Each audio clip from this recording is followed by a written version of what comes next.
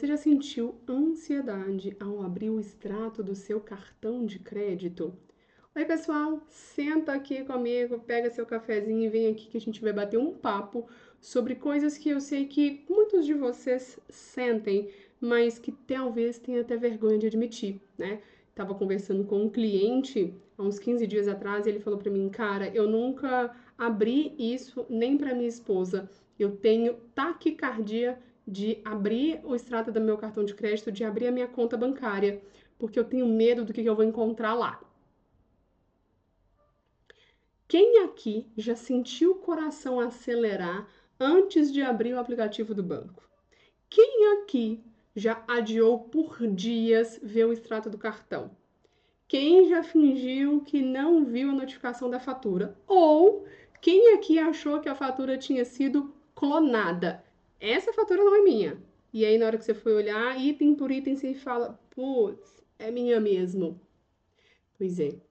Eu confesso que eu já passei por algumas dessas sensações, sabe? É aquela coisa de, meu Deus, eu não vou dar conta, é aquele aperto, aquele drama de como é que eu vou fazer para pagar a minha fatura de cartão de crédito. E o pior é que a gente se julga por isso. Nossa, como que eu posso ter medo dos meus números? Nossa, como que eu ganho bem e eu tô nessa situação? Nossa, por que que eu me deixo levar até ficar nessa situação insustentável?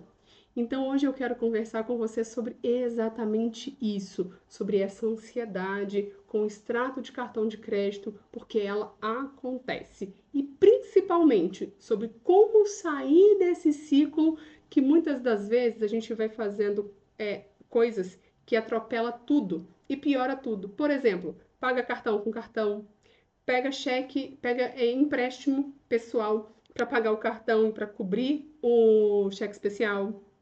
Aí você fica devendo o cartão porque você não corrigiu a raiz do problema, você fica devendo o empréstimo, você fica devendo o cheque especial e arruma uma bola de neve ainda maior. Por quê? Porque existe um ciclo e quando você entende como que esse ciclo funciona, qual que é a ideia para você ficar sempre preso nesse ciclo, por que que os bancos fazem, né, para você ficar, não sair dessa bola de neve, você vai entender que é muito mais fácil de você achar um caminho só do que fazer essas decisões automáticas, tá? Primeiro, deixa eu te falar uma coisa muito importante. Se você sente ansiedade para ver os seus próprios gastos, você não é dramática, fraca ou descontrolada. Na verdade, isso tem uma explicação psicológica muito clara. O nosso cérebro, ele foi programado para evitar a dor. O nosso cérebro, ele economiza energia. E para muita gente, olhar o extrato é sinônimo de desprender muita energia. Eu tenho que parar ali para olhar as minhas próprias compras que me colocaram num buraco. É sinônimo de dor. A pessoa fica frustrada com aquilo ali. Pode ser, né, que essa dor, essa culpa, venha com frases assim, como é que eu gastei tanto? A dor venha com, cara, que pessoa irresponsável que eu sou. Ou então a dor do medo, e se eu não conseguir pagar? A dor da incompetência. Por que que todo mundo consegue e eu não? Ou está todo mundo conseguindo e eu não? Ou está todo mundo endividado e eu também estou endividado, mas eu não quero fazer parte desse grupo que está endividado? Ou, cara, eu ganho bem e eu estou atolado em cartão de crédito, porque é diferente uma pessoa que ganha R$ 1.500, tem filhos, conseguir sobreviver e ainda guardar o dinheiro. A gente sabe que isso é difícil, mas existem pessoas assim. Só que a pessoa que ganha bem, por exemplo, um médico, um dentista, um advogado, tem contadores, tá? Porque eu me incluía nessa lista há uns 2 anos atrás, enquanto eu não sabia corrigir a raiz do problema, e é isso que eu vou ensinar aqui para vocês. E aí você fala, caraca, eu ganho mais do que talvez 80% da população brasileira e eu estou endividada? Tem muito servidor público que ganha bem e está atoladíssimo de consignados. Justifica se eu ganho bem eu estar endividado? Justifica por quê? Porque você age no piloto automático. E aí, o que o nosso cérebro faz? Evitar. É isso mesmo. Se eu não olhar, o problema não existe. Aquilo que os olhos não veem, o coração não sente. Só que, obviamente, o problema continua existindo. E muitas das vezes esse problema só piora, sabe por quê? Você entra no looping do cartão de crédito. Vocês vão se identificar com isso. Funciona assim. Você evita olhar para o extrato porque está com ansiedade. Como você não sabe exatamente quanto que já gastou, você vai lá e acaba gastando mais. E aí você para quando o cartão está recusado. Entende? Porque, na dúvida, deve estar tudo. E aí, quando finalmente você vê o valor está maior que imaginava, você acha que a sua fatura de cartão de crédito foi clonada, né? Isso gera mais ansiedade, mais culpa. E aí você para de gastar? Não. Por que você não para de gastar? Porque você está no ciclo. Porque aí entra a Jaque. Já que eu gastei com isso, eu vou gastar com aquilo. Já que eu tô cansada, já que eu tô fodida, já que meu cartão estourou, já que meu nome tá sujo, foda-se. E aí você nunca vai sair desse ciclo enquanto você deixar a Jaque tomar conta. E o ciclo recomeça e recomeça e recomeça. Só que existe saída. Na minha consultoria financeira, essa é uma das queixas mais comuns. As pessoas me dizem: eu sei que eu preciso me organizar, eu já anotei todos os meus gastos, mas eu tenho pavor de ver a minha situação real. E o que acontece? Sozinha a pessoa não consegue identificar a raiz do problema. E só anotar gastos não resolve a raiz do problema. Anotar gasto é evento passado. Evento passado, ele não tem a capacidade de fazer você tomar melhores decisões financeiras no presente. Você precisa estar ancorado naquilo que você realmente quer. E olha, eu entendo completamente, porque quando você não olha por semanas, meses, a sua imaginação ela costuma criar ou cenários piores que a realidade, ou ser super otimista, criar cenários melhores do que a realidade. Às vezes você fala assim, eu nunca fiz, mas se eu quiser eu consigo. Aí você começa e não consegue, você fica frustrado, faz o quê? Gasta demais. O que mais incomoda? A forma como o mercado tradicional financeiro trata essa questão. Existe uma grande gama de planejadores, de gurus, que vão falar assim, ó, é só olhar todo dia, é só ter disciplina, é só anotar, é só acompanhar. Gente, isso não funciona. Por que isso não funciona? Eu vou te explicar o porquê.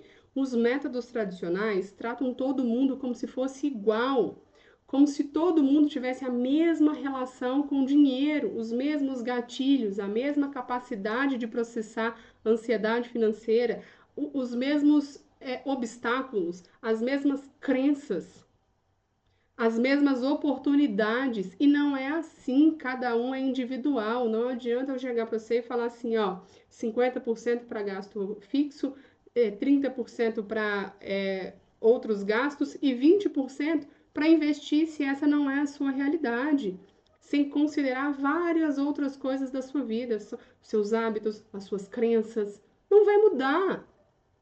A planilha não fala para você numa terça-feira à tarde que você só está ansiosa porque você não conseguiu fechar o contrato ainda e que não precisa, sei lá, e comprar um mundo de coisas.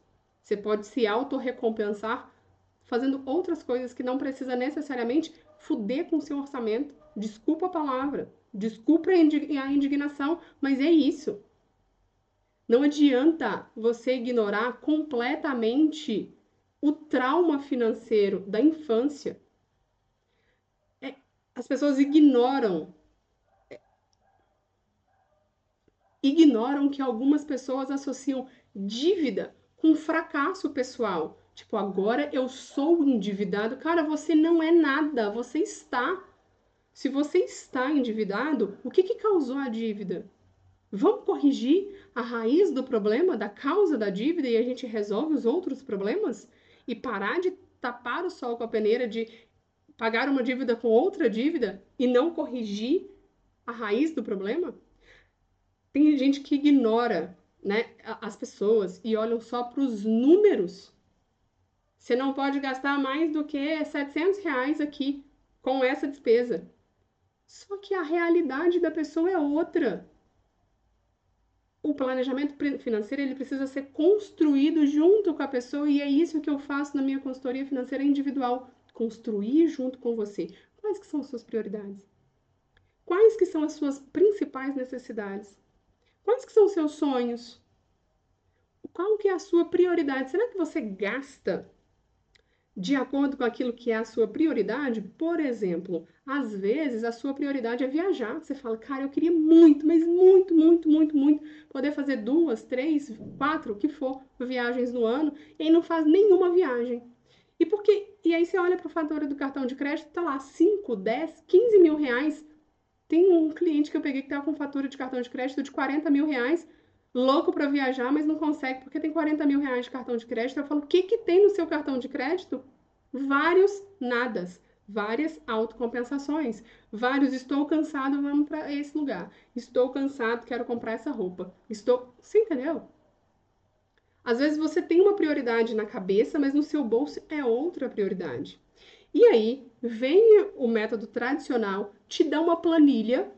50% do seu dinheiro é para gastos essenciais, 30% para desejos, 20% para poupança. Como se isso fosse resolver a sua ansiedade quando você já gastou, sei lá, 50, 30, 40, 70, 80, 20, R$ 800 no mês com iFood.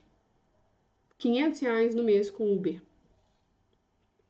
Ah, é só seguir a planilha, mas ninguém te ensina a lidar com a vergonha quando você quebra a planilha, quando você não segue a planilha, porque você não é um robô. Ninguém te ensina a fazer quando você paralisa e vê os números e fala a conta não vai fechar. Ninguém te ajuda a entender porque você sabota os seus próprios planos. Na verdade, esses métodos rígidos muitas das vezes pioram a situação. Porque quando você falha, e todo mundo falha em algum momento, nós somos humanos, você se sente ainda mais incompetente. Então precisa ser fácil, precisa caber no seu dia a dia, você precisa conseguir sempre voltar. Eu saí fora, eu volto. Não pode ser uma coisa complicada. O método é perfeito para uma máquina. Então o problema deve ser comigo. Não, você é humano. Aí você aumenta a sua vergonha, você evita olhar para o seu dinheiro, aumenta a sua ansiedade e começa a acreditar que o problema é com você. Mas, gente, nós somos pessoas. Dinheiro não é só sobre números, dinheiro é sobre comportamento. Como a gente se comporta faz você ter ou não dinheiro sobrando no seu bolso. Aonde estão as suas prioridades faz você ter ou não dinheiro sobrando no seu bolso. É isso. Não faz sentido, né? A gente olhar para o dinheiro como se fôssemos máquinas. Então, por que com o dinheiro a gente aceita essa abordagem? E é por isso que eu trabalho com finanças comportamentais, porque eu entendo que cada pessoa tem uma relação única e complexa com o seu próprio dinheiro, com o seu próprio jeito de ver o dinheiro. Por exemplo, na minha consultoria, antes da gente falar qualquer coisa sobre planilha, a gente olha para você para entender qual que é a sua relação específica com o dinheiro, quais que são os seus sabotadores, quais que são os seus sonhos, quais que são os seus problemas, quais que são os seus comportamentos perigosos com o dinheiro, quais que são os seus comportamentos saudáveis com o dinheiro. A gente precisa fazer um mapeamento de você. Porque às vezes nem você consegue perceber essas coisas porque você está com tanto do piloto automático que você não consegue perceber essas coisas. Tem... Desculpa. Tem gente que a ansiedade, ela vem com a comparação social. Todo mundo parece ter a vida financeira resolvida, menos eu. Tem gente que vem de trauma. Meus pais brigavam por causa de dinheiro. Tem gente que vem de experiências ruins. Me endividei antes e foi terrível. Na minha consultoria individual, não é curso, é eu e você. A gente dedica sessões inteiras só para mapear isso. De onde vem todo esse trauma, toda essa bagagem? Quando é que ela aparece? Quais são os gatilhos? Como se ela se manifesta no seu corpo? Que pensamento que surge? Como que você lida com a pressão em relação ao dinheiro? Porque, olha, quando você entende que a sua ansiedade para ver o extrato vem, por exemplo, do medo de descobrir que você não tem o tanto controle quanto gostaria, aí a gente pode trabalhar especificamente isso, deixar isso mais fácil. Ou quando você percebe que, na verdade, não é o valor em si, mas aquele valor representa sobre você como pessoa. E aí a gente consegue separar as coisas. E aí sim a gente cria estratégia, personalidade. E aí sim a gente cria estratégias personalizadas. E não é, olhe todo dia, anote todos os seus gastos. Gastou, põe no aplicativo. Assim que você tomar um café, você precisa ir lá e colocar café superfaturado. Gente, não é isso. Você precisa ter um momento sim para olhar para o seu dinheiro, mas não é assim. Não é esse controle que vai fazer você mudar. Não é. Use a planilha, anote seus gastos e aí a gente vê o que dá. Vamos entender seus padrões de gastos, criar aqui um ritual que faz sentido para você e então a gente vai criar a sua semanada. Por que semanada? Porque no mês tem 4 semanas. Se você controla por mês, você controla um dia o pagamento do mês inteiro. E eu duvido que você fique o mês inteiro sem comprar nada, sem gastar nada. Então a gente faz isso por semana. Por quê? Tá fácil. Ah, eu olho para a semana. Quanto que eu tenho para gastar? Quanto que eu posso gastar? Quanto que eu tenho para pagar?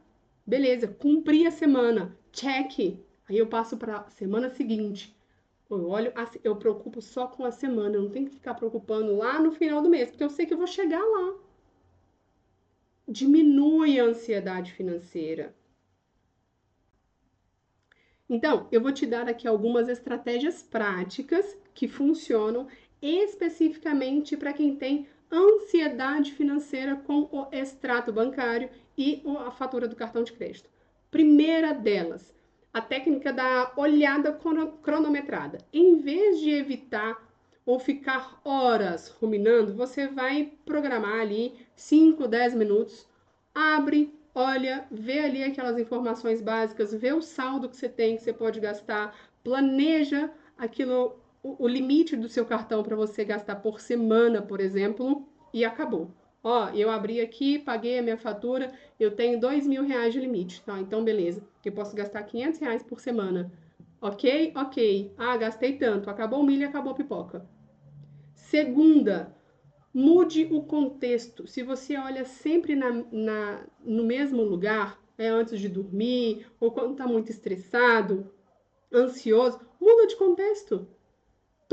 Vai fazer uma coisa que você gosta, toma um café superfaturado. Depois que você tiver tomado esse café superfaturado, você olha para suas finanças, começa a associar o dinheiro a coisas boas, que logo você já vai associar a cuidar do seu financeiro a ser uma coisa boa. Então, cria situações favoráveis para você. Terceira, separe a observação do julgamento. Quando você vê o valor, primeiro só observa, gastei X reais no total. Só isso, sem que, nossa, que absurdo, como é que eu fui burra, não deveria ter feito, eu fui inconsequente. Não, só olha, gastei X reais, tá, beleza. Ok, eu só quero que você tenha o primeiro contato. Quarta, tenha um ritual pós-visualização, algo que você sempre fez depois de olhar o extrato. Olha só, se depois de olhar o extrato, você sempre deu vontade de comprar mais coisas, talvez deu ansiedade financeira, o que você vai fazer agora? Depois que você olhou a sua fatura, ao invés de abrir o aplicativo e finalizar uma compra e falar assim, já que estou fodida aqui, vou foder o resto, o que você vai fazer? Você vai fazer uma coisa que você gosta. Você vai tomar um café, tomar um chá, olhar a paisagem lá fora, tomar um banho, não sei, ler um livro, assistir uma série, eu não sei. Você vai fazer coisas que não são comprar, ok? Qualquer coisa que te ajude a processar a informação sem entrar na culpa. Mas olha, essas são estratégias pontuais para realmente mudar essa relação, especialmente se a ansiedade ela é muito intensa. Você precisa de um trabalho mais de perto e mais profundo. E é isso que eu faço na consultoria financeira individual. A gente vai na raiz do problema. A gente vai ver quais que são os gatilhos que fazem essa ansiedade se manifestar, tá? E aí a gente cria um planejamento que funciona com a sua personalidade e não contra ela. É com você, como é que fica fácil para você seguir e não contra você. Você está se reconhecendo em tudo que eu falei, se você tem essa ansiedade com o extrato e quer realmente entender e transformar tudo isso, talvez seja interessante a gente conversar. E te falo um pouco mais. Se isso já fez sentido para você, ajuda a pessoa aqui no engajamento do YouTube. Toca aqui no curtir e se inscreva no canal. Isso vai ajudar com que mais pessoas tenham acesso a esse vídeo, que novas pessoas criem novos hábitos saudáveis com o dinheiro. E olha, na consultoria eu trabalho de forma individual porque cada pessoa é única. Não é curso, não é grupo, não é método genérico, é eu e você. Mapeando seus padrões específicos, criando estratégias específicas que respeitam o seu momento de vida, que respeitam a sua forma de funcionar, a sua forma de pensar, que respeitam o seu orçamento, as suas prioridades.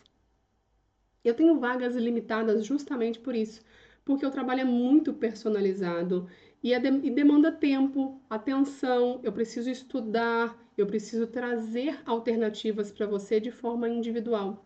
Mas independente disso, tá? Eu quero deixar uma reflexão para você. Essa ansiedade com o dinheiro, ela não é frescura. É um sinal de que a sua relação com o dinheiro precisa de atenção e cuidado. E assim como você não julgaria uma pessoa com fobia por ter medo, por exemplo, de elevador, de escuro, não se julgue por ter ansiedade financeira. O primeiro passo para melhorar qualquer coisa é parar de brigar com você. É parar de brigar com o que você sente e começar a entender, começar a estar presente e sair do piloto automático. Para quem tem interesse na consultoria financeira individual, o link ele está na descrição deste vídeo. E para quem quer começar, já experimentem essa semana essa técnica da olhada cronometrada. 5 minutos, 3 minutos, informação básica, um ritual pós-visualização e é só isso que você precisa para começar a encarar os seus números de frente.